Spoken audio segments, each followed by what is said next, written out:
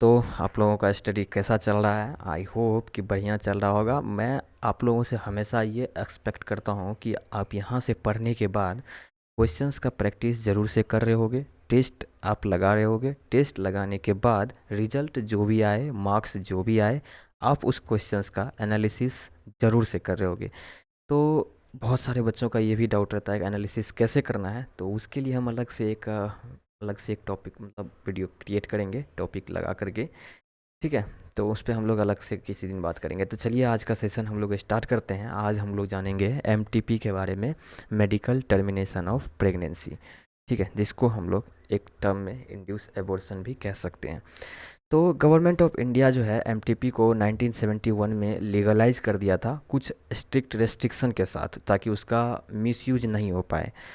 अगर आप देखोगे तो 45 से 50 मिलियन एमटीपी जो है एक साल में परफॉर्म किया जा रहा है, जो कि टोटल प्रेगनेंसी का 1/5 है वर्ल्ड वाइड में। ठीक है, वन जितना भी वर्ल्ड में प्रेगनेंसी कंसीव हो रहा है एक ईयर में, उसका 1/5 जो है टर्मिनेट कर दिया जा रहा है। अब देखो, यहाँ पर एक चीज़ और देखने वाली बात है। तो हम लोग यहाँ पे इम्पोर्टेंट चीज़ जो बात करने वाले थे कि ये हम लोग जो एमटीपी कर रहे हैं, टर्मिनेशन कर रहे हैं, ये क्यों कर रहे हैं और इसका क्या ज़रूरत है और कब से कब तक हम लोग कर सकते हैं। तो इसका जो पीरियड होता है वो फर्स्ट ट्राइमेस्टर, यानी कि आप बोलो तो फर्स्ट ट्राइमेस्टर कहने का मतलब है 12 वीक्स, यानी कि 3 मंथ। पहला 3 मंथ प्रेगनेंसी का आप इसको यूज कर सकते हो, वो सेफ़ है। मतलब वैसे तो ज़रूरत पड़ने पर ही करवाना चाहिए, लेकिन अगर आपको ज़रूरी है तो ज़रूरी में क्या क्या चीज़ होता है, क्यों करवाना चाहिए। तो अनवांटेड प्रेगनेंसी से बचने के लिए, जैसे कि आप रेप केसेस में देख लो, अनप्रोटेक्टेड इंटरकोर्स अगर कैजुअली कर लिए हो तो उससे बचने के लिए, या फिर कॉन्ट्रासेप्टिव मेथड फेल हो गया तो उससे बचने के लिए, या फिर एक चीज़ और आप देख सकते हो, जैसे कि मेडिकल चेकअप के बाद ये बताया जाता है कि ये प्रेगनेंसी जो है ना मदर के लिए सेफ़ है ना बेबी के लिए सेफ़ है, या किसी किसी केस में क्या होता है दोनों के लिए सेफ़ नहीं है, दोनों के जान को खतरा हो सकता है। तो उस टाइम पे एमटीपी को परफॉर्म किया जा सकता है। अब इसका ये ड्रॉबैक रहा है कि एमटीपी जो है किसके अनक्वालिफाइड मतलब अनक्वालिफाइड लोगों के द्वारा अगर परफॉर्म करवाते हो, डॉक्टर वगैरह के, मतलब जो अनक्वालिफाइड हैं उनके द्वारा करवाते हो, तो ये बहुत ज़्यादा आपका वो होने वाला है। लोग उससे भी करवा लेते थे। फिर इसका एमनियोसेंटेसिस में मिस यूज़ था। फीमेल फिटिसाइड आप लोग बहुत ही ज़्यादा मतलब फेमिलियर हो गए इस वर्ड से, जो कि बहुत इलीगल है, अपने इंडिया में भी इलीगल है। तो एक अमेंडमेंट एक्ट लाया गया था, अमेंडमेंट किया गया था इस टर्मिनेशन के लिए 2017 में। एनसीईआरटी का आप अगर थर्ड या फिफ्थ लाइन में देखोगे, पैराग्राफ पे, पेज पे, तो वहाँ पे ये आपको साइड में दिया हुआ है। अगर आपका लेटेस्ट एनसीईआरटी है तो साइड में आपको देखने को मिलेगा, पुराना वाला में नहीं है। तो आप लेटेस्ट या तो डाउनलोड कर लो या फिर आप परचेज कर लो, तो वहाँ से आपको साइड में देखने के लिए मिल जाएगा। ठीक है, एबॉर्शन, इलीगल एबॉर्शन को रोकने के लिए और मैटरनल मोर्टेलिटी सबको रोकने के लिए, कम करने के लिए ये इसका यूज़ किया गया था। अब इसका फीचर्स देखोगे तो, ठीक है, अगर इसका फीचर्स देखोगे तो ये कम से कम एक क्वालिफाइड अगर आपका फर्स्ट ट्राइमेस्टर में है, ठीक है, फर्स्ट ट्राइमेस्टर में अगर आप करवा रहे हो तो कम से कम एक क्वालिफाइड या रजिस्टर्ड प्रैक्टिशनर होना चाहिए। अगर आपका एक फर्स्ट ट्राइमेस्टर यानी 12 वीक से ज़्यादा का है और 24 वीक से कम है, तो कम से कम आपको 2 रजिस्टर्ड प्रैक्टिशनर का एडवाइस लगने वाला है। ठीक है, क्वालिफाइड डॉक्टर या प्रैक्टिशनर जो भी हो उसका आपको यहाँ पे लगने वाला है। उससे ज़्यादा का तो कोई चांस ही नहीं है, क्योंकि दोनों के लिए डेंजरस हो सकता है, मदर और फिटस दोनों के लिए डेंजरस हो सकता है। ठीक है, तो इसका मतलब टर्मिनेशन का क्या है कि या फिर प्रेग्नेंट मदर के लाइफ का सवाल हो, या फिर चाइल्ड जो और फीटस जो है वो फिजिकली या मेंटल डिसेबिलिटी हो, तो इस केस में आप इसको करवा सकते हो। अब देखो, एक टर्म है सेक्सुअली ट्रांसमिटेड इन्फेक्शन, बहुत ही फेमिलियर टर्म है और हर किसी को इसके बारे में पता होना चाहिए। इसके लिए तो एक प्रॉपर सेक्स एजुकेशन का सिस्टम भी इंडिया में लागू होने वाला है, बहुत जगह हो भी रहा है। ठीक है, तो देखो, ये इन्फेक्शन और डिजीज़ कह सकते हो जो कि सेक्सुअली इंटरकोर्स के थ्रू फैलता है। ठीक है, ट्रांसमिट होता है एक से दूसरे में, आप इसको इन्फेक्शन कह लो, सेक्सुअली ट्रांसमिटेड डिजीज़ कह लो, वेंडल डिजीज़ कह लो, या फिर रिप्रोडक्टिव ट्रैक्ट इन्फॉर्मेशन कह लो, या फिर पेल्विक इन्फ्लामेटरी डिजीज़ कह लो। ठीक है, ये मोस्टली आपको 15 से 24 ईयर्स के एज में देखने के लिए मिल जाता है, 15 देखने को मिलता है ज़्यादातर। ठीक है, और इसका इन्फेक्शन आप देखोगे तो बैक्टीरियल इन्फेक्शन में आपको सिफाइलिस आ जाता है, गोनोरिया आ जाता है, क्लेमाइडाइसिस आ जाता है। साइड में उसका बैक्टीरिया का नाम लिखा हुआ है, तो इजली आप इसका एक शॉर्ट नोट्स बना करके आप अपने स्टडी टेबल के सामने में आप पिन कर सकते हो। प्रोटोजोवन इन्फेक्शन में देखो, ट्रैकोमोनाइसिस वो देखने के लिए मिल जाएगा। ठीक है।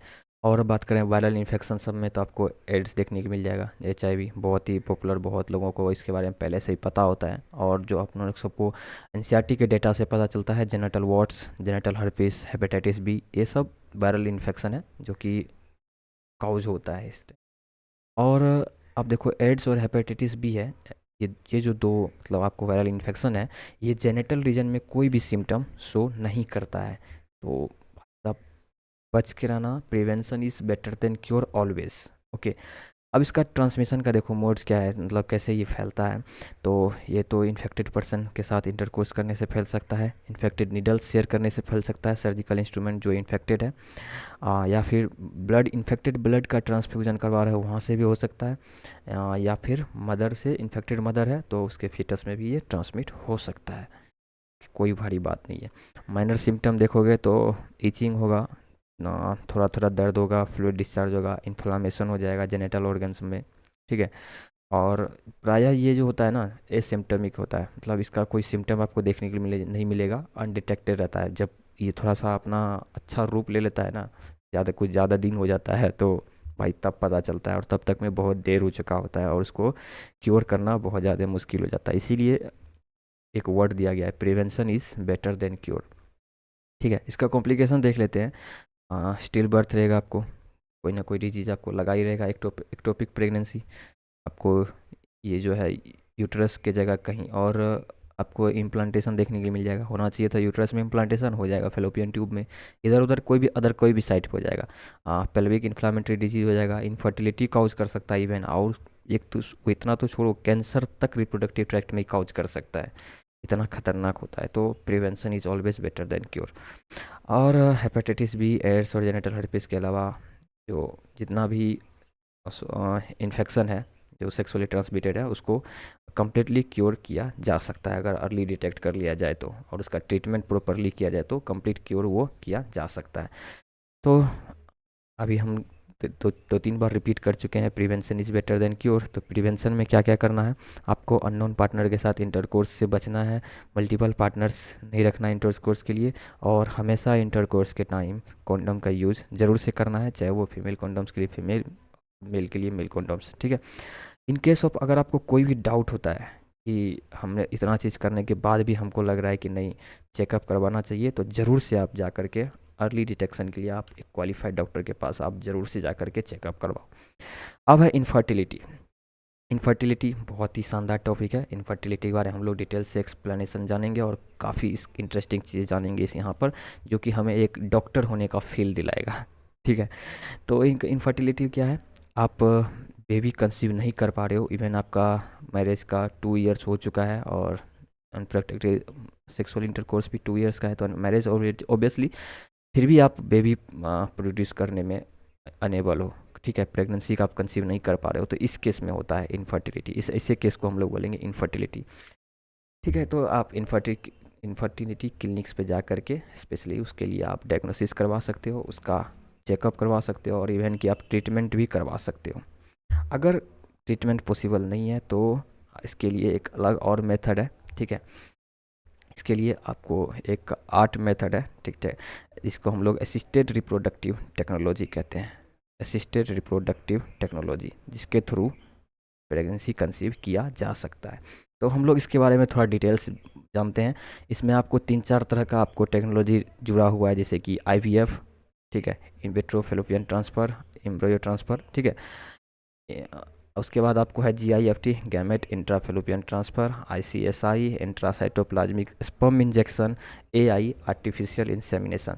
इन सभी चीज़ों ये आपको ओवरव्यू दिए। ठीक है। ये आपके लिए सिर्फ एक ओवरव्यू है, इसके बारे में हम लोग कंप्लीट डिटेल्स में जानने वाले हैं। NCERT जितना मेंशन किया है, और उससे ज़्यादा इन्फॉर्मेशन अगर हम लोग को ज़रूरी पड़ेगा जो हमारे एग्ज़ाम्स में आते हैं, तो हम आपको वो भी चलिए बताते हैं। ठीक है। चलिए आगे बढ़ते हैं। तो ये जो इन विट्रो फर्टिलाइजेशन है, यहाँ पर एक चीज़ आपको देखने वाली बात है, आपको कन्फ्यूजन वाला टर्म रहेगा इन विट्रो। आप ध्यान से देखो, यहाँ पे विट्रो लिखा हुआ है। विट्रो का जैसे ही बात होगा तो आपको समझ आना है कि लैब का बात किया जा रहा है। विवो का जैसे ही बात होगा तो समझ जाइएगा कि आपको ये बॉडी का बात किया जा रहा है। तो इन विट्रो फर्टिलाइजेशन में क्या होगा, फर्टिलाइजेशन होगा लेकिन बॉडी से बाहर होगा, क्योंकि यहाँ पे विट्रो लगा हुआ है। विट्रो मतलब लैब, लैब में फर्टिलाइजेशन किया जाएगा। सिमिलर कंडीशन दिया जाएगा जैसा ह्यूमन का बॉडी या फिर बॉडी जैसा कंडीशन प्रोवाइड करता है बेबी ग्रो के लिए, ठीक है, बेबी ग्रोथ के लिए, तो सेम टू सेम वैसा ही कंडीशन देना है, लेकिन बॉडी से बाहर किसी लैब में देना है, सेम टू सेम।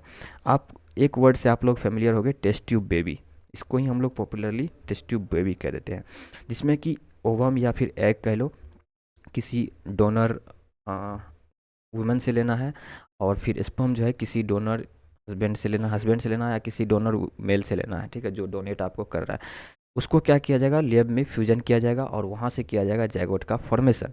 अब जब जैगोट से एम्ब्रायो हो जाएगा तो उसको अब ट्रांसफ़र करना है, इसको हम लोग ईटी बोल देते हैं, एम्ब्रायो ट्रांसफ़र। या तो वो आपको जैगोट को ट्रांसफ़र करने के लिए तो उसको डायरेक्ट फेलोपियन ट्यूब में ट्रांसफ़र कर दिया जाए, या फिर उसको यूट्रस में ट्रांसफ़र किया जाएगा। तो अगर जैगोट को फेलोपियन ट्यूब में ट्रांसफ़र कर रहा है तो उसको जैगोट इंट्रा फेलोपियन ट्रांसफ़र बोल दिया जाएगा, यानी कि जिफ्ट। और अगर एम्ब्रायो यूट्रस में ट्रांसफ़र किया जा रहा है तो उसको हम लोग बोल देंगे इंट्रा यूटेरिन ट्रांसफ़र, जिसको हम लोग बोलेंगे आईयूटी। तो जब तक ये हम लोग एक चीज़ पढ़ रहे थे, आपको अगर आप पहले से मतलब लेक्चर देखते आ रहे हो तो स्टार्टिंग से, तो आपको एक चीज़ समझ में आएगा, 2 cell, 4 cell, 6 cell, 8 cell, 16 cell, 32 cell, ऐसे करके हम लोग एक स्ट्रक्चर पढ़ रहे थे ह्यूमन रिप्रोडक्शन में। तो वहाँ पर जब हमारा 8 ब्लास्टोमियर बन रहा था तो उसको हम लोग अर्ली मरूला बोल रहे थे, और जब 16 या 16 से ज़्यादा हो रहा था उसको हम लोग लेट मरूला बोल रहे थे, ठीक है, जो ब्लास्टोमियर हम लोग आगे चल कर उसको ब्लास्टोमियर बोल रहे थे, ठीक है।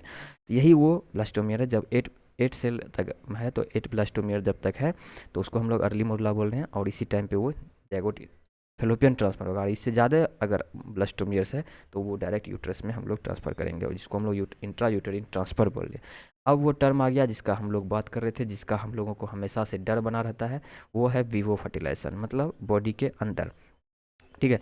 ये भी परफॉर्म किया जा सकता है, ठीक है, जिसमें कि जो वुमन है वो बेबी कंसीव नहीं कर पा रही है, प्रेगनेंसी कंसीव नहीं कर पा रही है, तो उसके लिए ये भी मेथड है कि उसके जो ड्रेस है उसका जो उसको इस तरह से कंडीशन बना करके सेट कर दिया जाएगा, ठीक है, तो ट्रांसफ़र कर दिया जाएगा उसमें, ताकि वो भी कंसीव कर पाए। अब वो बॉडी के अंदर कंसीव कर पाएगी और उसका बॉडी अब उसके लिए सूटेबल हो जाता है, ठीक है। उसका नहीं होगा, ऐसे तो डोनर से लेकर के हम लोग इसके बारे में कंप्लीट डिटेल्स हम लोग आगे देखते हैं, ओके।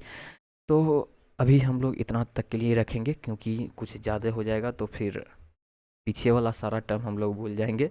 तो इसके लिए क्वेश्चंस प्रैक्टिस भी होना बहुत ज़्यादा ज़रूरी है। आपको इसका क्वेश्चंस जो है अपना टेलीग्राम चैनल, व्हाट्सएप चैनल, वहाँ पे आपको देखने के लिए मिल जाएगा। आप ज़रूर से जाओ, ज्वाइन करो, क्वेश्चंस लगाओ, या फिर आपके मॉड्यूल्स में, बुक्स में, टेस्ट में, जहाँ भी आपका क्वेश्चंस मिले, इसको क्वेश्चंस को ज़रूर से प्रैक्टिस करो, क्योंकि क्वेश्चंस ही है जो हमें परफेक्ट बनाएगा। ये सिंपल हम लोग शॉर्ट वीडियो इसलिए रखे हैं कि हम लोग को बस कॉन्सेप्ट रिवाइज करना है, कॉन्सेप्ट हमारे दिमाग में आ जाना चाहिए, बाद बाकी ख़त्म। वीडियो से हम लोग को कोई लेना देना नहीं है, वीडियो जाए अपना घूमने के लिए। हम लोग को क्वेश्चंस प्रैक्टिस करना है, क्योंकि एग्ज़ाम में क्वेश्चंस आना है, बुक्स मॉड्यूल्स नहीं आना है, ठीक है। तो आई होप कि इसी होप के साथ हम करते हैं इसको यहीं ख़त्म। मिलते हैं अगले में, वहाँ पे हम लोग और भी इंटरेस्टिंग चीज़ जानेंगे और लेक्चर को ख़त्म करेंगे और नए चैप्टर्स की हम लोग शुरुआत करेंगे। Bye bye, take care.